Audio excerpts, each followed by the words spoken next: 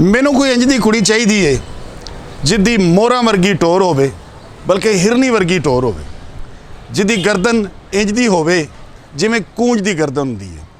ਮੈਨੂੰ ਇੰਜ ਦੀ ਕੁੜੀ ਚਾਹੀਦੀ ਏ ਜਿਵੇਂ ਜਿਸ ਕੁੜੀ ਦਾ ਤਜ਼ਕਰਾ ਵਾਰਿਸ ਸ਼ਾਹ ਨੇ ਕੀਤਾ ਹੈ ਨਾ ਆਪਣੀ ਹੀਰ ਦੇ ਵਿੱਚ ਕਿ ਹੀਰ ਸਿਆਲਾਂ ਦੀ, ਇੰਜ ਦੀ ਮੈਨੂੰ ਕੁੜੀ ਚਾਹੀਦੀ ਹੈ ਜਿਹਦੇ ਨਾਲ ਮੈਂ ਵਿਆਹ ਕਰਾਂ ਤੇ ਸਾਰੀ ਜ਼ਿੰਦਗੀ ਸਕੂਨ ਨਾਲ ਗੁਜ਼ਾਰਾਂ।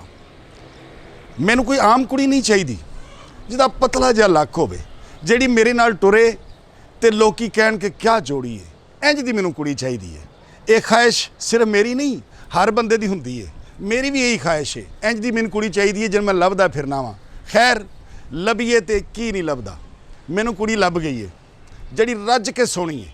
ਉਹ ਮੇਰੇ ਨਾਲ ਟੁਰਦੀ ਹੈ ਤੇ ਲੋਕੀ ਵੇਖਦੇ ਹੀ ਰਹਿ ਜਾਂਦੇ ਨੇ। ਸਾਰਾ ਪਿੰਡ ਸਾਨੂੰ ਵੇਖਣ ਡਿਆ ਹੁੰਦਾ ਕਿ ਇੰਨੀ ਸੋਹਣੀ ਜੋੜੀ। ਖੈਰ ਉਹਦੇ ਘਰਦਿਆਂ ਨਾਲ ਗੱਲ ਹੁੰਦੀ ਹੈ ਤੇ ਸਾਡੀ ਸ਼ਾਦੀ ਹੋ ਜਾਂਦੀ ਹੈ।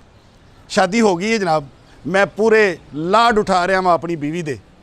ਇੱਥੇ ਤੱਕ ਲਾਡ ਉਠਾ ਰਿਹਾ ਵਾਂ ਕਿ ਉਹਨੇ ਕਿਹਾ ਘਰਦਿਆਂ ਤੋਂ ਅਲੱਗਾ ਹੋ ਜਾ। ਮੈਂ ਘਰਦਿਆਂ ਤੋਂ ਅਲੱਗਾ ਵੀ ਹੋ ਗਿਆ ਵਾਂ। ਉਹਨੇ ਕਿਹਾ ਮਾਂ ਨੂੰ ਛੱਡ ਦੇ, ਤਾਂ ਮੈਂ ਖੁਸ਼ ਹਾਂ। ਮੈਂ ਮਾਂ ਨੂੰ ਛੱਡ ਦਿੱਤਾ। ਉਹਨੇ ਕਿਹਾ ਭਰਾਵਾਂ ਤੋਂ ਵੱਖ ਹੋ, ਮੈਂ ਭਰਾਵਾਂ ਤੋਂ ਵੀ ਵੱਖ ਹੋ ਗਿਆ। ਉਹਨੇ ਕਿਹਾ ਜ਼ਮੀਨ ਆਪਣੀ ਅਲੱਗਾ ਕਰ ਲੈ, ਮਕਾਨ ਆਪਣਾ ਅਲੱਗਾ ਕਰ ਲੈ। ਮੈਂ ਬਿਲਕੁਲ ਇਸ ਗੱਲ ਦੇ ਉੱਤੇ ਐਗਰੀ ਹਾਂ, ਇਸ ਵਾਸਤੇ ਕਿ ਮੈਂ ਇਹ ਬੜੀ ਔਖੀ ਹੋ ਕੇ ਏਡੀ ਸੋਹਣੀ ਬੀਵੀ ਮੈਨੂੰ ਲੱਭੀ ਹੈ ਜਿਹੜੀ ਮੇਰੀ ख्वाबां ਦੀ ਸ਼ਹਿਜ਼ਾਦੀ ਹੈ। ਉਹ ਮੈਨੂੰ ਲੱਭ ਗਈ ਹੈ ਤੇ ਮੈਂ ਉਹਦੀ ਹਰ ਗੱਲ ਪੂਰੀ ਕਰਨ ਵਾਸਤੇ ਹਰ ਵੇਲੇ ਤਿਆਰ ਖਲੋਤਿਆ ਹੁੰਦਾ ਵਾਂ। ਮੈਂ ਜ਼ਮੀਨ ਵੰਡ ਲਈ ਹੈ, ਘਰ ਉਹਦੇ ਵਾਸਤੇ ਅਲੱਗਾ ਬਣਾ ਲਿਆ ਹੈ, ਮਾਂ ਨੂੰ ਛੱਡ ਦਿੱਤਾ ਹੈ, ਰਿਸ਼ਤੇਦਾਰੀਆਂ ਛੱਡ ਦਿੱਤੀਆਂ ਨੇ, ਸਿਰਫ ਉਹਦੇ ਲਾਡ ਲਡਾਉਣਾ ਵਾਂ।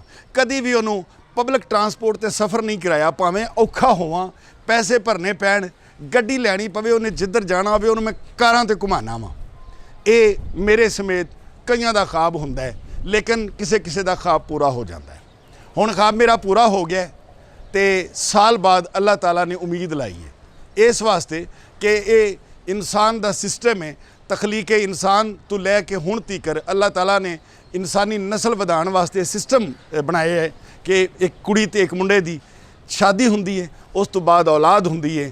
ਇੰਜ ਨਸਲ ਆਦਮ ਜਿਹੜੀ ਹੈ ਉਹ ਵੱਧਦੀ ਜਾ ਰਹੀ ਹੈ। ਮੇਰੀ ਵੀ ਸ਼ਾਦੀ ਹੋਈ, ਔਲਾਦ ਹੋਣ ਵਾਲੀ ਹੈ। ਮੇਰੀ ਖਾਹਿਸ਼ ਇਹ ਵੇ ਕਿ ਮੈਂ ਡਾਕਟਰ ਕੋਲ ਲੈ ਕੇ ਜਾਵਾਂ ਆਪਣੀ ਬੀਵੀ ਨੂੰ ਔਰ ਇਹਦਾ ਚੈੱਕਅਪ ਕਰਾਵਾਂ ਕਿ ਇਹਦੇ ਪੇਟ 'ਚ ਕੀ ਹੈ।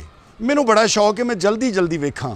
ਖੈਰ ਜਦੋਂ ਮੈਂ ਜਾ ਕੇ ਬੀਵੀ ਨੂੰ ਮਜਬੂਰ ਕਰਨਾ ਕਿ ਇੰਜ ਕਰ ਭਲੀਏ ਲੋਕੇ ਚੱਲ ਮੇਰੇ ਨਾਲ ਟੈਸਟ ਕਰਾਈਏ, ਲੇਕਿਨ ਉਹ ਕਹਿੰਦੀ ਹੈ ਖੁਦਾ ਦਾ ਖੌਫ ਕਰੋ, ਅੱਲਾਹ ਤਾਲਾ ਨੇ ਜੋ ਦੇਣਾ ਹੈ ਉਹ ਹੀ ਹੋਣਾ ਵੇ, ਟੈਸਟ ਨਹੀਂ ਕਰਾਈਦੇ ਹੁੰਦੇ, ਇੰਜ ਦੇ ਕੰਮ ਨਹੀਂ ਕਰੀਦੇ। ਮੈਂ ਖੈਰ ਇੱਕ ਕੌੜਾ ਘੁੱਟ ਇਸ ਵਾਸਤੇ ਪੀ ਗਿਆ ਕਿ ਬੀਵੀ ਮੇਰੀ ਬੜੀ ਪਸੰਦੀਦਾ ਵੇ, ਮੈਂ ਉਹਦੀ ਕੋਈ ਗੱਲ ਮੋੜ ਨਹੀਂ ਸਕਦਾ, ਸੋ ਮੈਂ ਚੁੱਪ ਕਰ ਗਿਆ ਵਾਂ। ਲੇਕਿਨ ਹੁਣ ਟਾਈਮ ਆ ਗਿਆ ਉਹਦਾ ਜਿਹਨੇ ਦੁਨੀਆ ਤੇ ਆਉਣਾ ਹੈ, ਜਿੱਦੀ ਰਿਜ਼ਕ ਰੋਟੀ ਜਿਹੜੀ ਉਹ ਅੱਲਾਹ ਤਾਲਾ ਨੇ ਲਿਖ ਦਿੱਤੀ ਹੈ।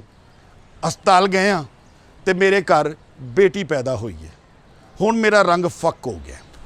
ਹੁਣ ਮੈਂ ਉਹ ਵਾਲਾ ਮਰਦ ਨਹੀਂ ਰਹਿ ਗਿਆ, ਮੈਂ ਉਹ ਵਾਲਾ ਨਹੀਂ ਰਹਿ ਗਿਆ ਬੰਦਾ ਇਸ ਕੁੜੀ ਵਾਸਤੇ ਜਿਹੜੀ ਮੇਰੀ ख्वाबां ਦੀ ਸ਼ਹਿਜ਼ਾਦੀ ਸੀ, ਜਿਹਨੂੰ ਵਿਆਹਣ ਵਾਸਤੇ ਮੈਂ ਪਤਾ ਨਹੀਂ ਕਿਹੜੇ ਕੋਡ ਕੀਤੇ ਨੇ, ਜਿਹਨੂੰ ਖੁਸ਼ ਰੱਖਣ ਵਾਸਤੇ ਮੈਂ ਘਰਦਿਆਂ ਨੂੰ ਛੱਡ ਦਿੱਤਾ, ਮੈਂ ਜ਼ਮੀਨਾਂ ਛੱਡ ਦਿੱਤੀਆਂ, ਵੰਡ ਲਈਆਂ, ਘਰ ਵੰਡ ਲਿਆ, ਮਾਂ ਪਿਓ ਛੱਡ ਦਿੱਤਾ, ਲੇਕਿਨ ਮੇਰੇ ਘਰ ਬੇਟੀ ਪੈਦਾ ਹੋ ਪਈ ਹੈ।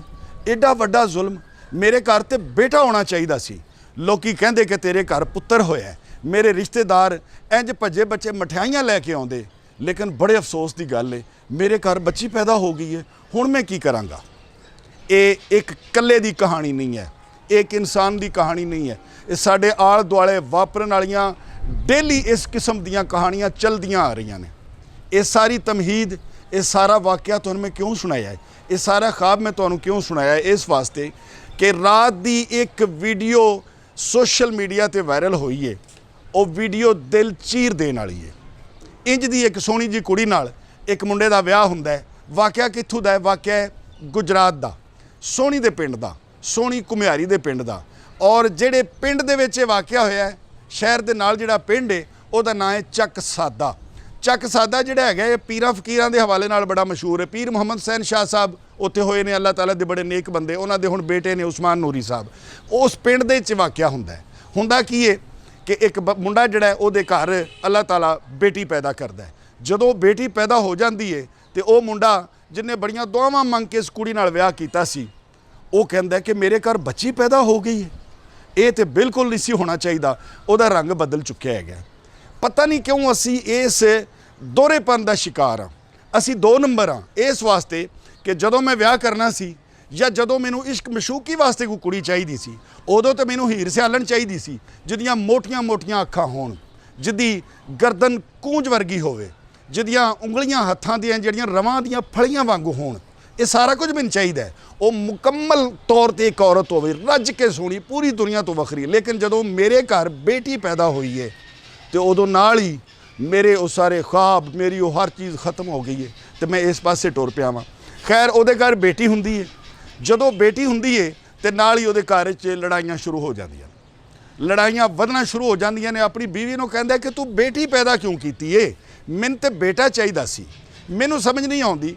ਹਜ਼ੂਰ ਨਬੀ ਕਰੀਮ ਸੱਲੱਲਾਹੁ ਅਲੈहि ਵਸੱਲਮ ਦੇ ਕਾਇਨਾਤ 'ਤੇ ਤਸ਼ਰੀਫ ਲਿਆਉਣ ਤੋਂ ਪਹਿਲੇ ਅਰਬ ਮੁਆਸ਼ਰੇ ਦੇ ਵਿੱਚ ਇਹ ਹੁੰਦਾ ਸੀ ਕਿ ਧੀਆਂ ਜੰਮਦੀਆਂ ਸਨ, ਉਹਨਾਂ ਨੂੰ ਜ਼ਿੰਦਾ ਹੀ ਦਫਨ ਕਰਤਾ ਜਾਂਦਾ ਸੀ। ਨਬੀ ਕਰੀਮ ਸੱਲੱਲਾਹੁ ਅਲੈहि ਵਸੱਲਮ ਦੀ ਤਸ਼ਰੀਫ ਆਵਰੀ ਤੋਂ ਬਾਅਦ ਉਹਨਾਂ ਸ਼ਊਰ ਦਿੱਤਾ ਉਸ ਮੁਆਸ਼ਰੇ ਨੂੰ ਕਿ ਧੀਆਂ ਜ਼ਹਿਮਤ ਨਹੀਂ, ਧੀਆਂ ਰਹਿਮਤ ਹੁੰਦੀਆਂ ਜੇ, ਧੀਆਂ ਨਾਲ ਅੱਗੇ ਨਸਲ ਵੱਧਦੀ ਜੇ। ਫਿਰ ਉਹ ਮੁਆਸ਼ਰੇ ਨੂੰ ਕੁਝ ਸ਼ਊਰ ਆਇਆ ਤੇ ਉਹ ਸਿਲਸਿਲਾ ਖਤਮ ਹੋਇਆ। ਲੇਕਿਨ ਉਹ ਸਿਲਸਿਲਾ ਘਟ ਗਿਆ, ਖਤਮ ਨਹੀਂ ਹੋਇਆ। ਅਜੇ ਤੱਕ ਉਹ ਸਿਲਸਿਲਾ ਚੱਲ ਰਿਹਾ ਵੇ। ਅਰਬ ਮੁਆਸ਼ਰੇ 'ਚ ਨਹੀਂ, ਸਾਡੇ ਮੁਆਸ਼ਰੇ ਦੇ ਵਿੱਚ ਵੀ ਇਹੋ ਕੁਝ ਹੋਣ ਡਿਆ ਵੇ। ਅਜੀਬੋ ਗਰੀਬ ਗੱਲ ਹੈ ਨਾ ਕਿ ਬੇਟੀ ਪੈਦਾ ਹੋਈ ਹੈ। ਹਾਲਾਂਕਿ ਬੇਟੀ ਕੌਣ ਹੁੰਦੀ ਹੈ? ਜਦੋਂ ਕੋਈ ਬੰਦਾ ਮਰਦਾ ਹੈ ਨਾ, ਉਹਦੇ ਪੁੱਤਰ, ਉਹਦੇ ਭਰਾ, ਉਹਦੇ ਸਾਰੇ ਰਿਸ਼ਤੇਦਾਰ ਵੇਖਦੇ ਨੇ ਕਿ ਇਹਦੀ ਜਾਇਦਾਦ ਕਿੰਨੀ ਸੀ, ਕਿੱਥੇ ਕਿੱਥੇ ਦੀ ਜਾਇਦਾਦ ਹੈ, ਉਹਨੂੰ ਵੰਡੀਏ, ਉਹਨੂੰ ਤਕਸੀਮ ਕਰੀਏ। ਪੁੱਤਰ ਪਹਿਲੇ ਦਿਨ ਹੀ ਸੋਚਣਾ ਸ਼ੁਰੂ, ਅਜੇ ਮੰਜੀ ਪਈ ਹੁੰਦੀ ਹੈ ਪਿਓ ਦੀ, ਤੇ ਪੁੱਤਰ ਸੋਚਣਾ ਸ਼ੁਰੂ ਹੋ ਜਾਂਦਾ ਹੈ ਕਿ ਮੇਰੇ ਪਿਓ ਦੀ ਆੜਤ ਸੀ, ਇਹਦਾ ਇੰਨਾ ਕਾਰੋਬਾਰ ਸੀ, ਕਿੰਨੇ ਪੈਸੇ ਕਿਸੇ ਕੋਲ ਲੈਣੇ ਹੋਣਗੇ। ਮੇਰੇ ਪਿਓ ਦੀਆਂ ਇੰਨੀਆਂ ਜ਼ਮੀਨਾਂ ਸਨ, ਉਹਨਾਂ ਸਾਰੀਆਂ ਦਾ ਹੁਣ ਮੈਂ ਇਕੱਲਾ ਵਾਰਿਸ ਬਣ ਗਿਆ ਵਾਂ। ਇਹ ਨਿਜ਼ਾਮੇ ਜ਼ਿੰਦਗੀ ਹੁਣ ਮੈਂ ਹੀ ਚਲਾਣਾ ਮੈਂ। ਲੇਕਿਨ ਧੀ ਉਹ ਏ, ਉਹ ਫਰਦ ਘਰ ਦਾ ਜਿਹੜੀ ਪਿਓ ਦੀ ਮੰਜੀ ਦੀ ਵਾਰਿਸ ਹੁੰਦੀ ਏ। ਉਹ ਮੰਜੀ ਦਾ ਪਾਵਾ ਫੜ ਕੇ ਬਹਿ ਕੇ ਆਪਣੇ ਪਿਓ ਨੂੰ ਰੋ ਰਹੀ ਹੁੰਦੀ ਏ ਕਿ ਬਾਬਲਾ, ਮੇਰੇ ਸਾਹ ਵੀ ਤੈਨੂੰ ਲੱਗ ਜਾਂਦੇ ਤੇ ਤੂੰ ਹੋਰ ਹਯਾਤੀ ਤੇਰੀ ਰਹਿੰਦੀ, ਤੂੰ ਮੇਰੇ ਸਿਰ ਦੇ ਉੱਤੇ ਰਹਿੰਦਾ, ਤੂੰ ਮੇਰੇ ਘਰ ਦੇ ਵਿੱਚ ਬੋੜ ਦੇ ਰੁੱਖ ਵਾਂਗੂ ਸੈਂ, ਤੇਰੇ ਬਿਨਾ ਮੈਂ ਇਕੱਲੀ ਹੋ ਗਈ ਹਾਂ। ਖੈਰ ਉਹ ਜਨਾਬ ਅਲੀ ਉਸ ਜ਼ਾਲਮ ਨੇ ਨਾ ਸਿਰਫ ਆਪਣੀ ਬੀਵੀ ਉੱਤੇ ਤਸ਼ੱਦਦ ਕੀਤਾ ਹੈ। ਸਕਰੀਨ ਉੱਤੇ ਉਸ ਬੀਵੀ ਦੀ ਤਸਵੀਰ ਤੁਸੀਂ ਵੇਖੋ ਕਿ ਉਹਨੇ ਕੀ ਹਾਲ ਕੀਤਾ ਹੈ।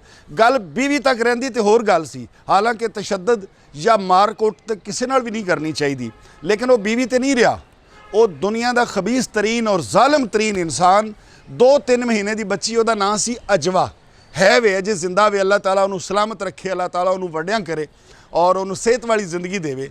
ਉਹ ਅਜਵਾ ਛੋਟੀ ਜਿਹੀ ਬੱਚੀ ਫੁੱਲੇ ਗਏ, ਉਹ ਉਹਦੇ ਤੇ ਤਸ਼ੱਦਦ ਕਰਨਾ ਸ਼ੁਰੂ ਕਰ ਦਿੰਦਾ। ਇਹ ਕਾਸ਼ ਵੀਡੀਓ ਤੁਹਾਨੂੰ ਮੈਂ ਵਿਖਾ ਸਕਦਾ, ਲੇਕਿਨ ਇਹ ਤੁਹਾਨੂੰ ਮੈਂ ਵੀਡੀਓ ਨਹੀਂ ਵਿਖਾਣੀ ਇਸ ਵਾਸਤੇ ਕਿ ਮੈਂ ਰਾਤੀ ਉਹ ਵੀਡੀਓ ਵੇਖੀਏ, ਮੈਂ ਉਹ ਰਾਤ ਪੂਰੀ ਵੀਡੀਓ ਵੇਖ ਨਹੀਂ ਸਕਿਆ। ਕੋਈ ਵੀ ਸਾਹਿਬ ਦਿਲ ਜਿਹਦੇ ਅੰਦਰ ਦਿਲ ਹੈ ਵੇ, ਉਹਦਾ ਦਿਲ ਚੀਰ ਕੇ ਰੱਖ ਦਿੰਦੀ ਉਹ ਵੀਡੀਓ। ਗਜ਼ਾ ਦੇ ਵਿੱਚ ਤੁਸੀਂ ਬੱਚਿਆਂ ਨਾਲ ਜ਼ੁਲਮ ਤੇ ਵੇਖ ਰਹੇ ਹੋ, ਲੇਕਿਨ ਇਹ ਇੱਥੇ ਕਿਹੜਾ ਗਜ਼ਾ ਵੇ? ਚੱਕ ਸਾਦਾ ਦੇ ਵਿੱਚ ਇੱਕ ਘਰ ਦੇ ਵਿੱਚ ਗਜ਼ਾ ਬਰਪਾ ਹੋ ਗਿਆ। ਇੰਜ ਜਿਵੇਂ ਉੱਥੇ ਦੁਸ਼ਮਣ ਨੇ ਹਮਲਾ ਕਰ ਦਿੱਤਾ ਹੈ ਤੇ ਉਸ ਬੱਚੀ ਦੇ ਉੱਤੇ ਬੇਈਮਾਨਾ ਤਸ਼ੱਦਦ ਕਰ ਰਿਹਾ ਹੈ। ਬੱਚੀ ਜਿਹੜੀ ਅਜੇ ਤੱਕ ਮਾਂ ਕੋਲੋਂ ਦੁੱਧ ਵੀ ਨਹੀਂ ਮੰਗ ਸਕਦੀ, ਅਜੇ ਉਹਦੀ ਜ਼ੁਬਾਨ ਨਹੀਂ ਹੈ, ਸਿਰਫ ਉਹਨੇ ਅੱਖਾਂ ਖੋਲੀਆਂ ਨੇ।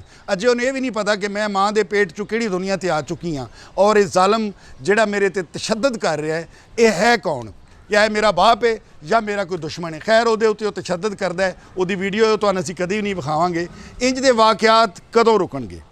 ਇੰਜ ਦੇ ਵਾਕਿਆਤ ਉਦੋਂ ਰੁਕਣੇ ਨੇ ਜਦੋਂ ਬੇਸ਼ੱਕ ਕਾਨੂੰਨ ਦੀ ਵੀ ਉਲੰਘਣਾ ਕਰਨੀ ਪਵੇ ਤੇ ਕਰ ਦੇਣੀ ਚਾਹੀਦੀ ਹੈ। ਇੰਜ ਦਿਆਂ ਬੰਦਿਆਂ ਤੇ ਸਿਰਫ ਪਰਚਾ ਨਹੀਂ ਦੇਣਾ ਚਾਹੀਦਾ, ਇੰਜ ਦਿਆਂ ਬੰਦਿਆਂ ਨੂੰ ਜੇਲੇ ਨਹੀਂ ਭੇਜਣਾ ਚਾਹੀਦਾ, ਇੰਜ ਦਿਆਂ ਬੰਦਿਆਂ ਨੂੰ ਚੌਕ 'ਚ ਖਿਲਾਰ ਕੇ ਤੇ ਕੋੜੇ ਨਹੀਂ ਮਾਰਨੇ ਚਾਹੀਦੇ, ਬਲਕਿ ਟੋਕਾ ਲੈ ਕੇ ਸਿਰ ਤੋਂ ਲੈ ਕੇ ਪੈਰਾਂ ਤੱਕ ਟੋਟੇ ਕਰਕੇ ਮਾਰਨਾ ਚਾਹੀਦਾ ਹੈ। ਇਸ ਵਾਸਤੇ ਇੱਕ ਤਾਂ ਦੁਨੀਆ ਦੇ ਉੱਤੇ ਜਿਹੜਾ ਉਹਨੇ ਜ਼ੁਲਮ ਕੀਤਾ ਹੈ ਉਹਦੀ ਸਜ਼ਾ ਉਹਨੂੰ ਮਿਲੇ, ਦੂਜਾ ਇਹ ਵੇ ਕਿ ਕੱਲ੍ਹ ਨੂੰ ਕੋਈ ਹੋਰ ਜ਼ਾਲਮ ਇੰਜ ਦੀ ਹਰਕਤ ਨਾ ਕਰ ਸਕੇ।